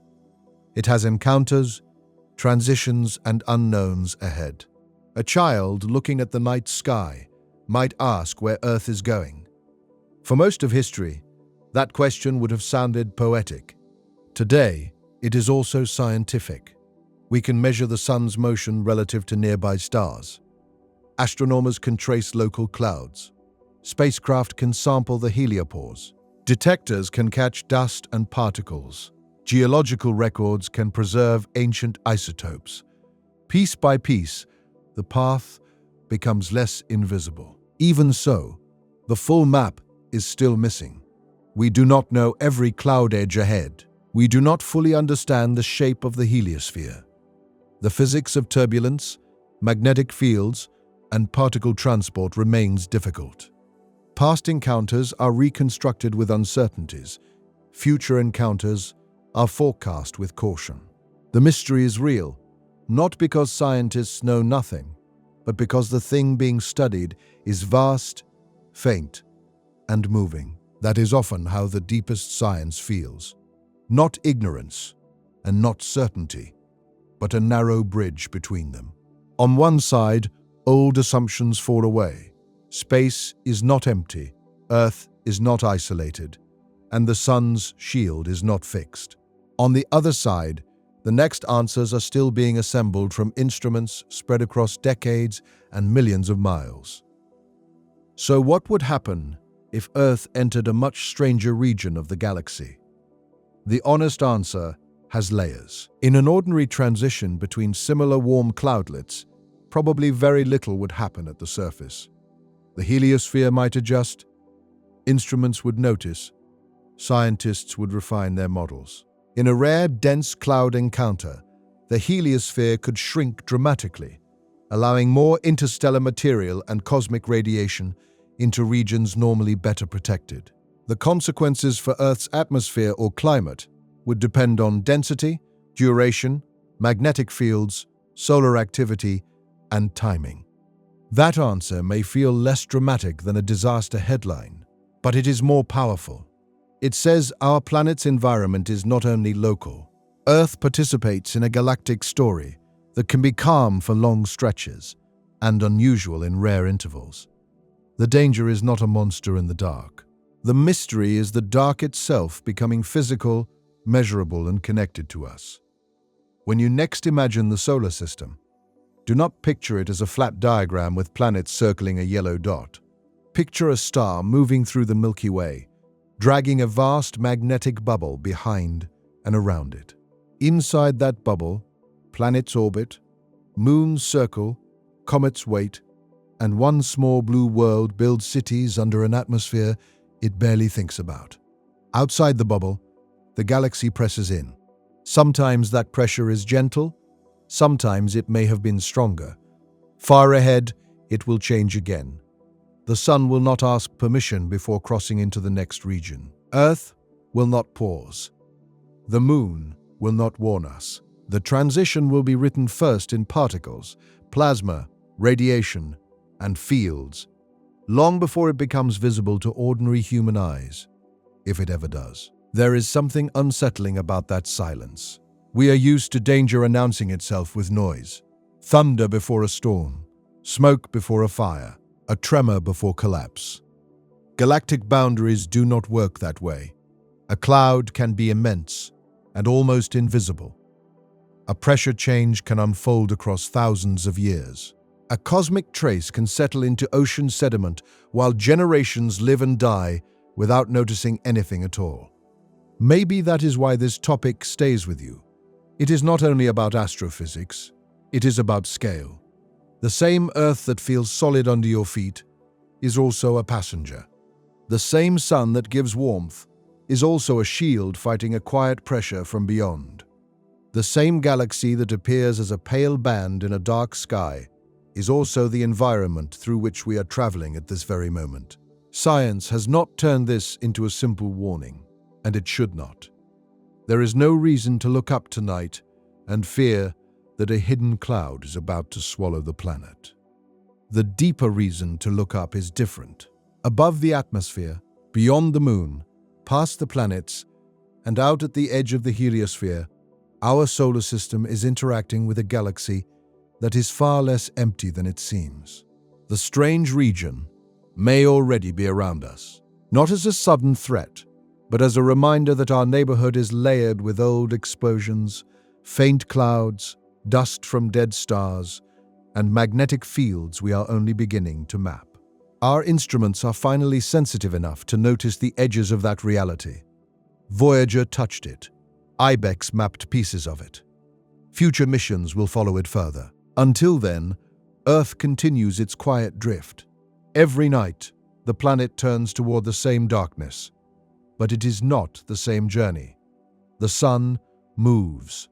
The heliosphere breathes. The local cloud surrounds us. The local bubble holds the memory of supernovae. Somewhere ahead, another boundary waits in the dark. Not because it wants us, not because it knows us, but because the galaxy is structured and we are moving through it. That may be the most haunting truth of all. Earth is safe enough for life, but not separate from the cosmos. Protected, but not sealed. Familiar, but not stationary. Home, but still in motion. A final piece of the mystery is dust. Interstellar dust grains are tiny, but they are not imaginary. Some enter the solar system, shaped by gravity, radiation pressure, and magnetic forces. Spacecraft have detected dust grains that likely came from beyond the solar system, and their paths help reveal the flow of material around us. Dust is not only a nuisance for instruments, it is a messenger from the surrounding cloud, carrying clues about composition, motion, and origin. Neutral atoms tell another part of the story. Charged particles are guided by magnetic fields, but neutral atoms can slip through boundaries more freely. When they enter the heliosphere, some become ionized and are picked up by the solar wind. These pickup ions become evidence of outside material crossing into the sun's domain. To understand the heliosphere, scientists do not only watch what the sun sends out, they also study what the galaxy lets in. The boundary between inside and outside is therefore more like an exchange zone than a wall. Particles change identity. Fast atoms are born from charge exchange. Magnetic fields drape and bend. Solar storms travel outward and strike the heliopause. Ripples move through the heliosheath. The outer solar system is active, even though it is too remote and dark to resemble the worlds we normally imagine. This exchange also makes the sun a probe of the galaxy. A star moving through interstellar matter reacts to it, and that reaction can be observed from within. The heliosphere becomes an instrument almost as large as the solar system itself. Its shape, brightness in energetic neutral atoms, cosmic ray modulation, and pick-up ion population all encode information about the medium outside. We are living inside the detector. For most people, the edge of the solar system is an abstraction. It is too far away to picture naturally. Light from the sun reaches Earth in about 8 minutes, but it takes many hours to reach the outer boundary, and spacecraft need decades to arrive there. Still, what happens at that edge helps decide how much of the galaxy penetrates inward. Distance does not make it irrelevant. Distance is part of the shield. The reason this can feel terrifying is because it removes the comforting sense of a final border. Beyond Earth, there is the magnetosphere. Beyond that, the solar wind. Farther out, the heliosphere. Beyond that, the interstellar medium. Each layer seems to promise a last wall, but every wall turns out to be a boundary with exchange, motion, and uncertainty. Nature rarely gives clean endings. It gives transitions. One way to understand the scale of the unknown is to compare the inner solar system with the outer boundary. Earth orbits 1 astronomical unit from the Sun. Neptune lies about 30 times farther out. The heliopause, depending on direction and solar conditions, sits more than 100 astronomical units away.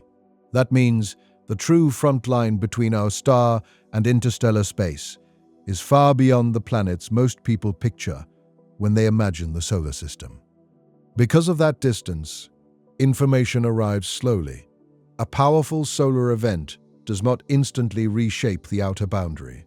Disturbances launched by the Sun can travel outward for months or longer before influencing the heliosheath. The heliosphere remembers solar activity with a delay.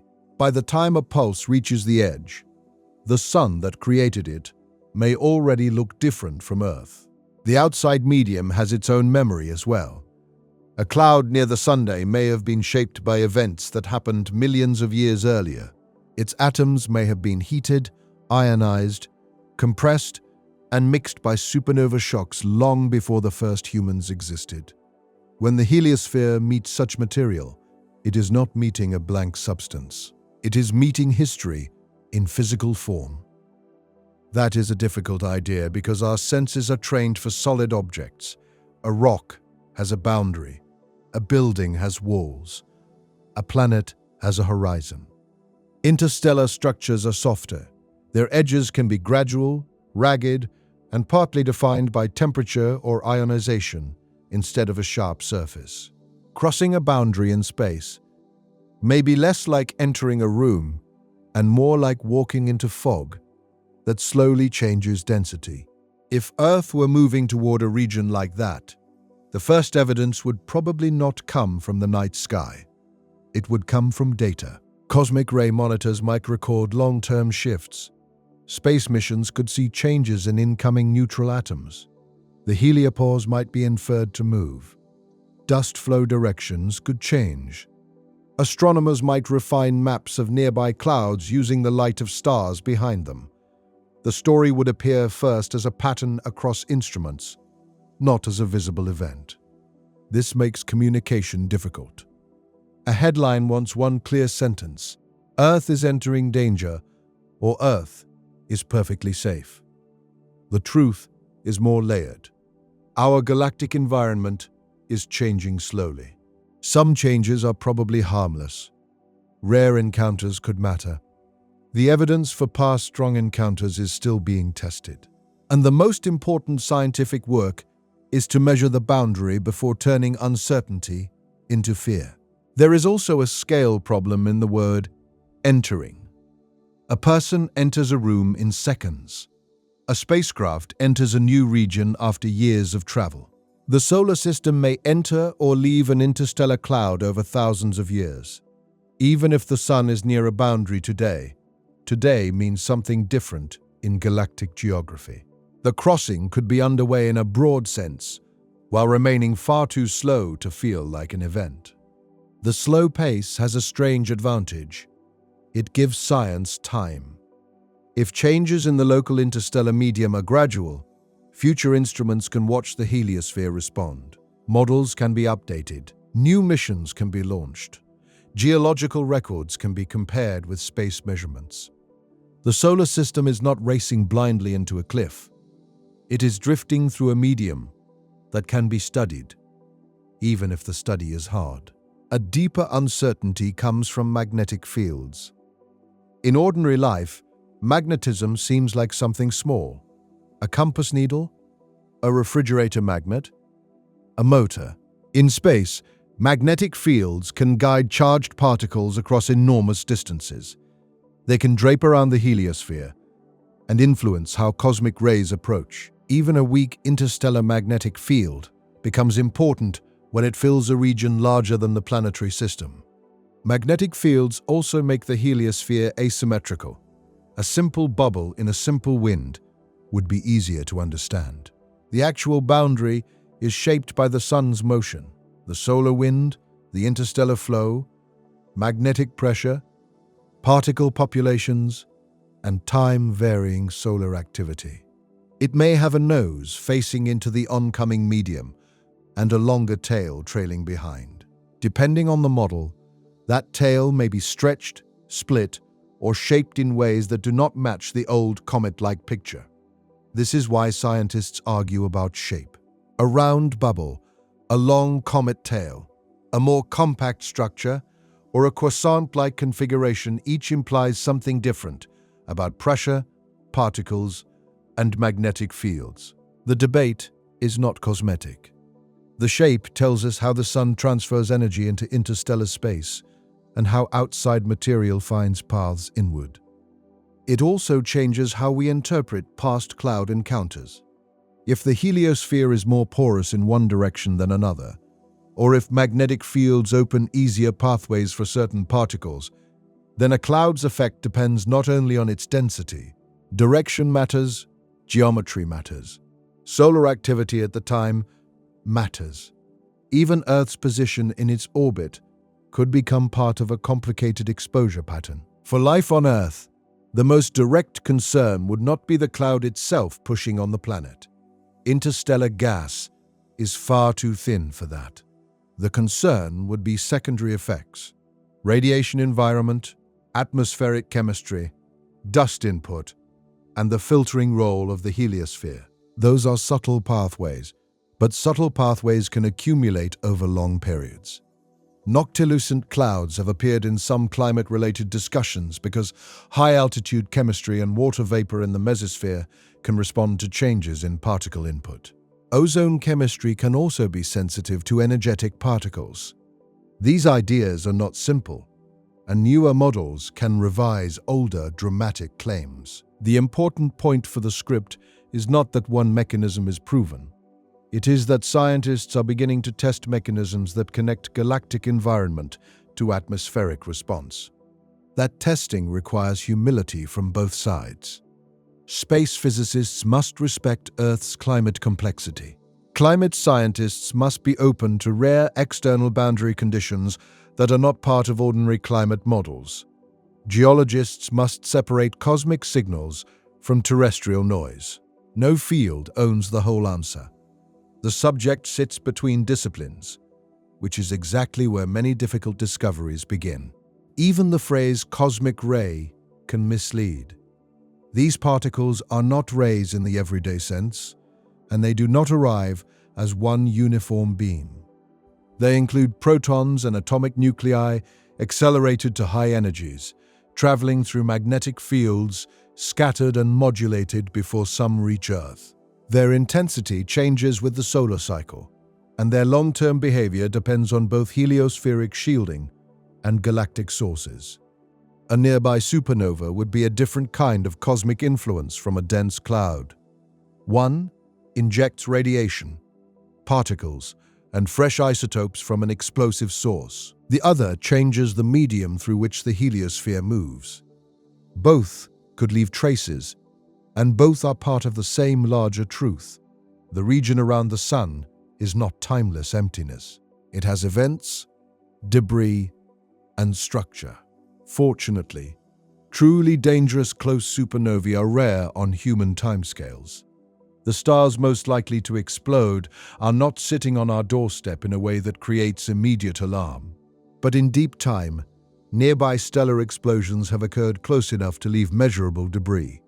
The local bubble itself is evidence that our neighborhood was shaped by violent events. We live in a relatively calm moment inside an aftermath. That aftermath can be beautiful in a cold way. The same supernovae that may have scattered radioactive isotopes also carved cavities, pushed gas into shells, and helped organize nearby star formation. Around us, young stars exist in patterns connected to those ancient shocks. The sun, earth, and living beings now travel through a space sculpted by dead stars, while new stars form along the structures those deaths helped create. A human story would call that tragic and hopeful. The universe does not call it anything. It simply recycles. Stars die, bubbles expand, clouds compress, new stars ignite, planets form. And somewhere inside one planetary system, creatures eventually ask whether the invisible material outside their star can affect them. That question is part of the recycling too. Atoms from old stars building minds that study old stellar debris. The more we learn, the less the solar system looks like a static machine. It is dynamic from the inside out. The sun changes, planets migrate in tiny ways. Comets are disturbed, dust enters and leaves. The heliosphere breathes. Interstellar atoms slip through. Cosmic rays arrive from violent sources. The whole system moves through a galactic environment with its own uneven structure. That does not make home fragile in a simple sense. Earth is not glass. It is robust, layered, self-regulating in some ways and vulnerable in others. The biosphere has survived astonishing changes, yet recognizing resilience should not make us blind to context. A shield can be strong and still variable. A planet can be stable and still influenced by surroundings far beyond its atmosphere.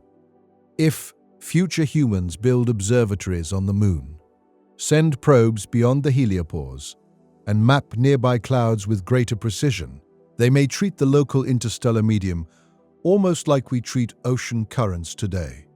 Not because it behaves like water, but because it becomes a navigable environment with structure, risk, and history. The first sailors learned coastlines by moving along them.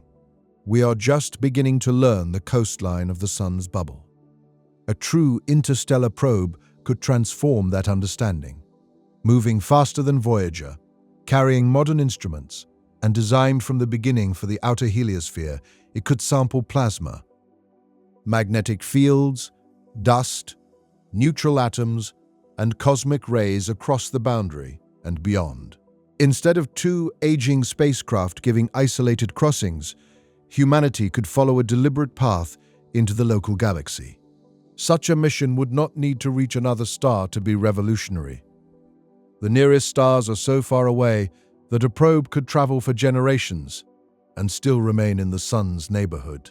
Yet even a few hundred or 1,000 astronomical units would reveal how the heliosphere sits inside the interstellar medium. The space between the planets and the stars is not a gap in the story. It is a chapter we have barely opened.